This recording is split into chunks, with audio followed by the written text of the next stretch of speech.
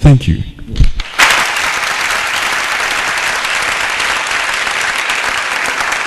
I guess both first speakers of both UGMS and SMS could not have overemphasized more the need for the mental health to be a priority in our country. They have really painted a grim picture of what our current state is, and this actually calls for action.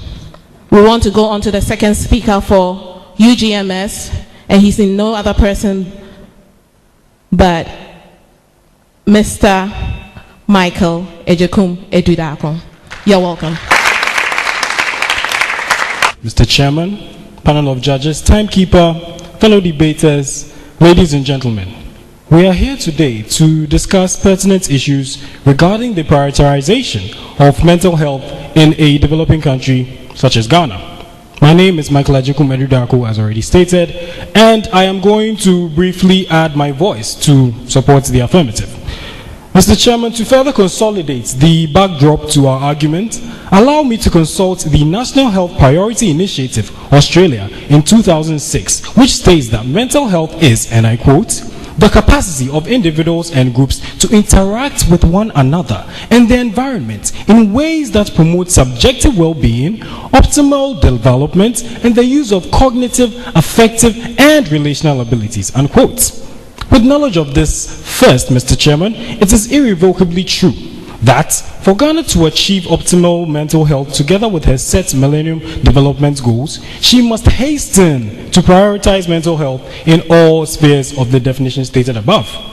If a developing country like Ghana fails to prioritize mental health, the vast majority of the nation would wallow in the darkness of poor understanding as we see today. Mr. Chairman, on the 26th of November this year, the front page of the Daily Guide, banner headline, Grandma set ablaze to exorcise witchcraft.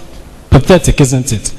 With the details of the story, it was obvious that this woman had some spectrum of schizophrenia, but the lack of adequate education on the subject matter contributed to her getting set ablaze. Would you want your grandmother to go through that? I do not think so. Now, mental health derangements are seen as spiritual possessions, and prayer camps have taken over the handling of our mentally ill.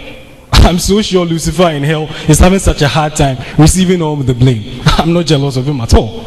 Again, to illuminate the urgency that is required in this stead, let us take a cursory look at the African Journal of Psychiatry, July 2010, which stated in page 329, and I quote, in Ghana, whilst there have been some moves towards decentralization through provision of psychiatric beds in 5 out of 10 regional hospitals and a slight increment in the number of mental health professionals, mental health awareness remains one of the key issues hampering proper implementation of the current mental health profile of 2003, unquote.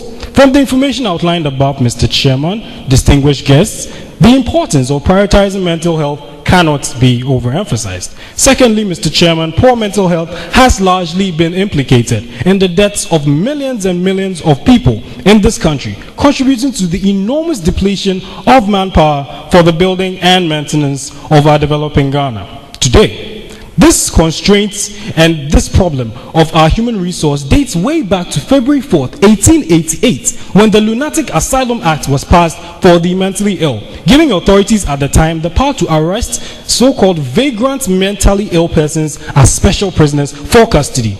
It would interest the audience to know here that it wasn't until the Echampo regime in 1972, Mr. Chairman, 1972, that spans more than a decade, Mr. Chairman, that the act was revised and there was a new decree introduced, the 1972 NRCD 30 decree, unquote, in which the mentally ill were no more considered as prisoners, but people like you, probably you in the corner there yourself.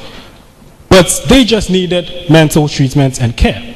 It is an everyday occurrence nowadays to see an unkempt man walking by the streets or probably lying in the road somewhere under the extremes of the environmental elements, the scorching sun, or probably even the heavy downpour of rain the whole of Accra experienced yesterday. I'm sure you wouldn't want to find yourself there. It's simply pathetic if you ask me. Before I continue advancing the argument, I must remind our panel of judges also that mentally ill people share the same human rights as the sane in our society. In light of this, my third point, Mr. Chairman, derives its source from the Commonwealth Human Rights Initiative, CHRI, which recently presented a catalogue of serious violations of the rights of mental patients in small clinics and prayer camps across the Ashanti region alone. Speaking at the Micklin Hotel in Kumasi in October 2010, the regional coordinator of the initiative, Mrs. Nana Oye Lether, summarized our sentiments by saying, and I quote, "Mental health is a very vital part of human rights, but sadly has been largely disregarded, with locals resorting to prayer camps due to poor understanding of mental health and its associated derangements," unquote.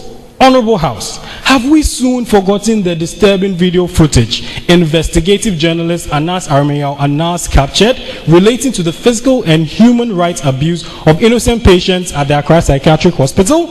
Can't we see that the longer we delay in prioritizing mental health, the worse it will be, in my opinion, for the whole nation altogether?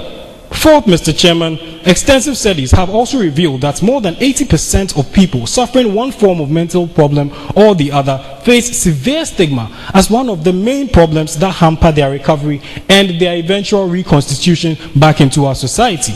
Meanwhile, most of these mental health problems are actually manageable through feasible, simple psychological interventions, according to Prof. Manju Agarwal, a psychologist in Amity University, India, in 2009.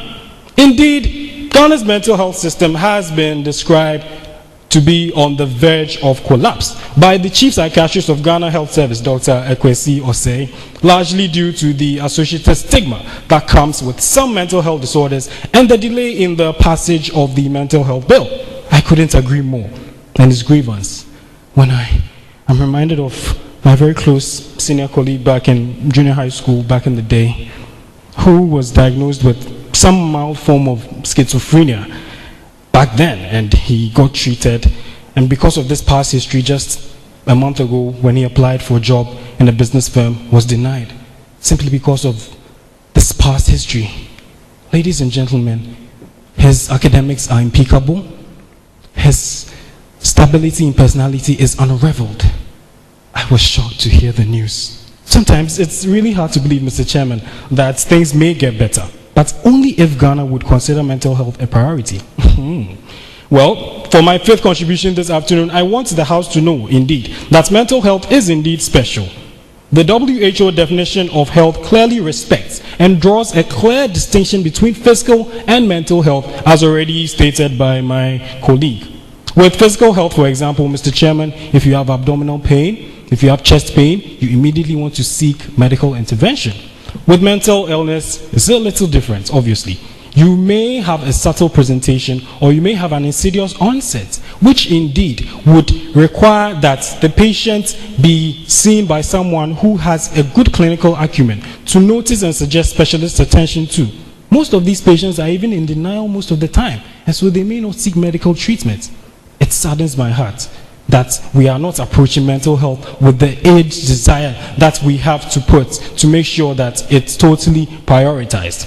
Finally, Mr. Chairman, permit me to list a few staggering statistics just to put the severity of issues on the ground into proper focus to further convince all of us to heed to prioritizing mental health very soon. Mr. Chairman, 6 million people are estimated to be suffering from some form of mental health derangement or the other nationally.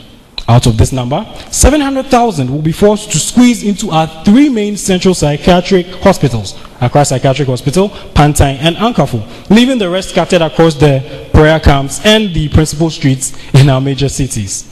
Out of all this, only 5 specialist psychiatrists are available to accommodate this national burden. I am so not jealous of them. 1 in every 4 people sitting in this room is actually likely to be suffering from some mental disorder, according to the WHO. Generally, too, Mr. Chairman, 2% of the population is known to suffer from some form of neuropsychiatric conditions at any given point in time. To make matters worse, a report published by the International Journal of Mental Health Systems states, and I quote, 81% of community pharmacists in Ghana blamed inadequate education for their non-involvement in mental health care. To sum it all up, in Ghana, government spending on mental health services represents 3.9% of the total whole budget, as already stated by my principal speaker. Significantly different from that in the United Kingdom, a developed country, 12%. Mr. Chairman, 12%. In conclusion, Mr. Chairman, panel of judges, all protocols duly observed, there is nothing we cannot do if we set our minds to it. Mahatma Gandhi once said, and I quote, "Be the change you want to see in the world," unquote. In the spirit of tomorrow, let us all join hands today to prioritize mental health in our developing nation, Ghana. For posterity will not forgive us if we, the children of today, fold our arms and look the other way unconcerned. Thank you. This is really getting more and more interesting. There's so much out there they are telling us today, and it leaves no doubt in our minds that we really need to make this a priority. Before I call the second speaker for School of Medical Science, we are going to entertain some questions from the audience and from the judges once the second speaker is done. Our second speaker from School of Medical Science is Ms. Irajua Benkrensel, a fourth-year medical student. You're welcome.